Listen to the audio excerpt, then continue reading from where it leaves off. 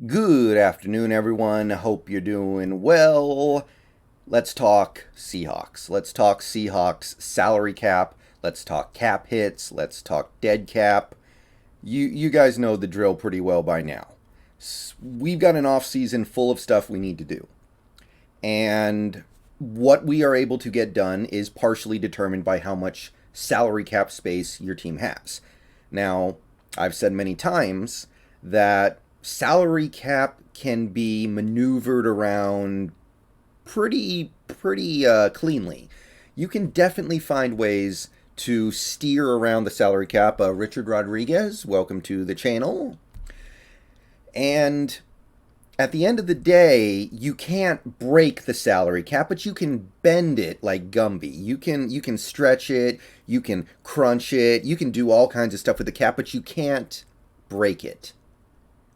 It's kind of like being a red pill inside the Matrix, right? You can bend the rules of reality so you can jump really high and dodge bullets and climb buildings and all this stuff, but you can't just like delete everything in front of you, right? So at a certain point, if you want to improve your team, you have to let some of your players go. You have to release some of your more expensive players and use the money you freed up. So I put together this little spreadsheet just using the information on Spotrac to go over exactly what the Seahawks could do with some of their current players, either cut or trade to save money against the 2022 salary cap. I'm just presenting the information. I'm not necessarily advocating for or against keeping or trading or cutting any of these players. I'm just presenting these players. I think it's 13 players in total who could save this team money if they were moved on from in some capacity this offseason. Now, one thing I want to go over before we start going over these numbers is you have the post June 1st cuts, and I want to explain that real quick. Some players can be cut or traded after June 1st, and the dead cap hit spreads itself out over multiple years. In the case of Russell Wilson, for instance, his dead cap hit would be halved and spread between this season and the next season. So instead of a dead cap hit of 26 million if you move on from him, you would have 13 this year, 13 next year. So that makes some of these cuts a little more appetizing, although at the end of the day, you're still going to be dealing with the same amount of dead cap. Now, this only applies to players who have multi-year contracts, so keep that in mind. Not every player is subject to the post-June 1st rule. And with that, let's jump in. Okay, so Russell Wilson currently sitting on a cap hit of 37 million bucks, which isn't, I don't even think it's top 5 for quarterbacks next year, which is crazy. I was looking at some of the cap hits, unless I was looking at it wrong. Ryan Tannehill and Kirk Cousins both have bigger cap hits this year, so kind of interesting. I know he was, I think, number one in at least salary in 2021, so there you go. That's how quarterback contracts work. But anyway, if you trade him, you wouldn't have to cut him, obviously. Wilson's not a cut candidate, he's a trade candidate. If you do it now, you would save 20. You would have a dead cap hit of 26 million, so the cap savings are 11 million. But if you do it after June 1st, that dead cap hit goes all the way down to 13 million, and your cap savings are actually 24 million. Now, this means 13 million was moved into the following season, 2023, and that's kind of not great to have a $13 million cap hit for a player who hasn't been there for a full year now. But it is a possibility, a way to save more money. Now, one thing to consider is that after June 1st, most of the action's over. Free agency will have been going on for months. The draft will be long over. Almost all desirable players will have already been picked up. The only way the post-June 1st thing really works will be if there's a specific player that you really want who's going to cost some money, but for some reason hasn't been picked up, almost like a KJ Wright scenario. And there would have to be a scenario where you would have to be like, okay, we need more money to get this guy. We have to wait until after June 1st so we can cut this guy to clear the cap. It's unlikely. So the post-June 1st thing is interesting in some cases, but most of the time it's going to just be a way to clear out an extra million so you can round out your depth a little bit more. Okay, Bobby Wagner is due 20.35 million against the cap in 2022, just over 20 million, but only a dead cap hit of 3.75 million if you cut him. No post June 1st cut here is possible, so the cap savings would be 16.6 million. You are saving $16.6 million if you move on from Bobby this offseason. If anybody was wondering why I really want to do it, there's your answer. I don't think I should have to explain it more than that. Poona Ford, current cap hit for 2022 is 9.7 million approximately, just under 9.7. If you cut him, there is about half of that going to be dead. 4.8 million. So you would save a little more than 4.8 million against the cap. And I don't personally advocate for this, but it is a possibility if you for some reason desperately need to clear an extra 5 mil. And at the end of the day, I like Poona, but I'm not completely enamored with him, so maybe. All right, Jamal Adams. And I only included this for one reason, because a lot of people don't like Jamal and want to move on from him. I had somebody in my comments earlier say, like, cut Jamal Adams because we need the money. Yeah, that person probably put a lot of thought into that hot take, but as you can see, the cap hit for keeping Jamal is 9.1 million. The dead cap for cutting him is 16 million. So you will be paying almost $7 million to cut Jamal Adams or trade him. So yeah, it's not happening, guys. It's not happening. How does that help us? How does it help us to pay Jamal Adams an extra $7 million to play for someone else? That being said, the post-June 1st number is 4 million. So you would actually then be saving 5.1 million. Okay, that's possible. But all you're also doing is putting a $4 million dead cap hit in each of the following 3 seasons. 2023, 2024, and I believe 2025. I believe that's how it works. So I don't see how this is good for anybody. I don't care how much you hate Jamal Adams.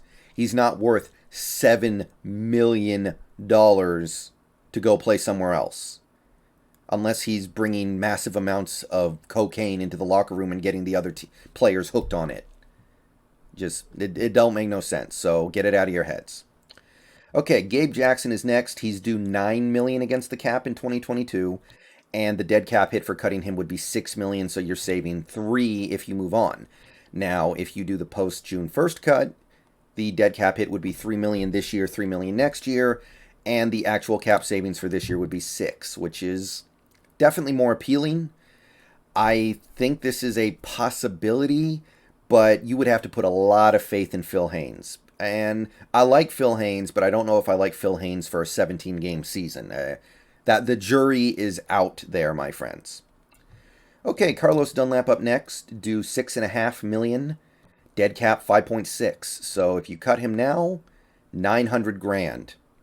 $900,000 could buy you some pretty nice things, but it's not really going to buy you a lot of help on your NFL roster.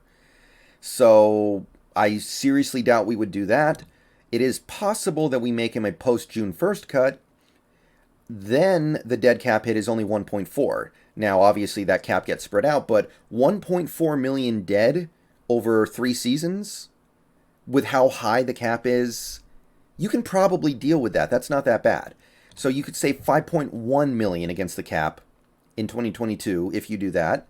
That is possible, feasible. Okay, Chris Carson's up next. He's due $6.425 million, so just under $6.5 million. And the dead cap hit if you cut him is $3 million. Now, I think this is a no-brainer because Chris Carson, I don't think he should play football again. Bad things are going to happen, and I don't need that in my life. If you cut him after June 1st, the cap hit goes down to $1.5 million. So either way, you're saving a decent chunk, but it goes up from about $3.5 million to almost $5 million in savings if you do it post June 1st. Either way, I don't think you can bring him back. It's very hard for me to believe Carson's going to do $6.5 million worth of things for you next year. And you can use that $3.5 million well, especially if you're doing long-term contracts. Jason Myers, another slam dunk to me, due $5 million in 2022, only 1 mil dead if you cut him. And there's no post June 1st cap savings. So 4 million savings if you let him go. To me, get him out of here next. I know he's had one really good year for us, but there's no point in paying a kicker $5 million unless you know he's money in the bank like Justin Tucker. So can't do it. Okay, next up, now we're starting to get into the lower level players like a Benson Mayowa. He is due 3.76 million, so basically 3.75 million against the cap in 2022. Dead cap is going to be about 2.25. So if you cut him now, you're saving $1.5 million. I'm relatively indifferent to Mayowa. I don't think he's a bad player, but he is definitely a jag. Warm body, makes the occasional play, but nothing special at all. If you cut him post June 1st, you're taking on a cap hit of $750,000, and you're saving $3 million in this season. So you've got an insignificant cap hit for the next few years, and you're freeing up $3 million. That actually sounds better to me if you feel like you can flip that $3 million into an actual impact player, which there are going to be impact players available after June 1st, because one thing to remember is that other teams are going to make post-June 1st cuts as well, and then you're going to be able to pick those players up. That's the only real way you can expect to get some big-time impact player post-June 1st. But if that scenario plays out, then you can definitely boot Mayo out of here for cheap. Kerry Hyder, similar situation, due $3.7 million, dead cap hit of 1.7, so the savings are $2 million. If the right player is around and you need an extra $2 million to pick him up, then I would do that. But if you wait till after June 1st, you only owe him $850,000 and you save almost $3 million. That's a little more appetizing, and you've got a insignificant cap hit the next 2 years. So I think that is also on the table for the Seahawks.